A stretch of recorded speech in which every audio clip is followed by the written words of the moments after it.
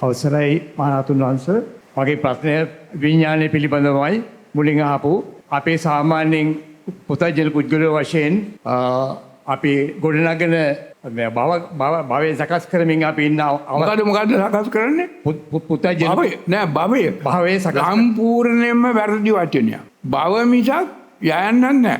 දැන් අර ඉංග්‍රීසියෙන් කියනනේ ලොරි කියලා. ඕක සිංහලට පරිවර්තනය කළාම ලොරි යයන්නත් දැම්මා.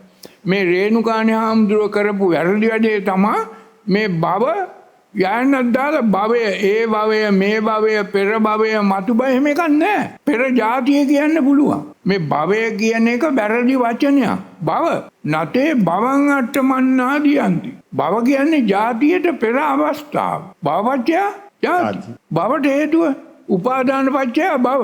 තණ්හා උපාදානයට භව හේතුව තණ්හා පච්චය උපාදාන. ඉතින් ඒක නිසා ඔය යයන්න දැම්ම ගමම්ම දැන් උගන්නලා තියෙන්නේ දහම් පාසල් වල දැන් මේ මහත්තයාගේ ඔච්චර වයසට ගියත් තාම භවය ඔන්න වැරදියි. භව කියන්නේ රාග භව, දේශ භව, මෝහ භව. කාගාව තියෙනද?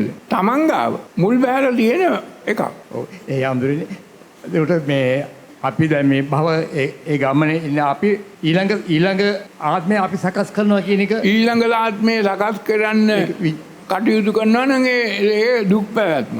මේ කරන්න ඕනේ මොකද්ද? මේ මනුෂ්‍යත්ව ප්‍රතිලාභය ලැබුව අවස්ථාවේ අනුසය අස්කලොත් අනුසති වැඩුවොත් ඊළඟ ආත්මයකට උපදින භව නිරෝධ වෙනවා. භව නිරෝධ කරන්න පුළුවන් අනුසති වැඩුවොත්. ඔව් සමහර. එතකොට උපතක් නැහැ. භව නිරෝධෝ, ජාති නිරෝධෝ උපත් වෙන්නේ නැහැ.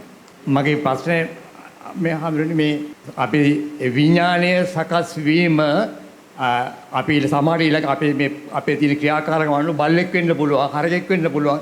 ඒ පැවැත්ම අපි මේ ක්‍රියාකාරකම් තුළම මේ ජීවිත කාලය තුල අපි හදාගන්න ගති අනුව ඒ ගතියට අනුව ගතිරුව, ගතිහඬ, ගති බල, ගති බව, ගතිරුව ලැබෙනවා. මේ ජීවිත කාලේ අපි හදාගන්නවා ගතිය.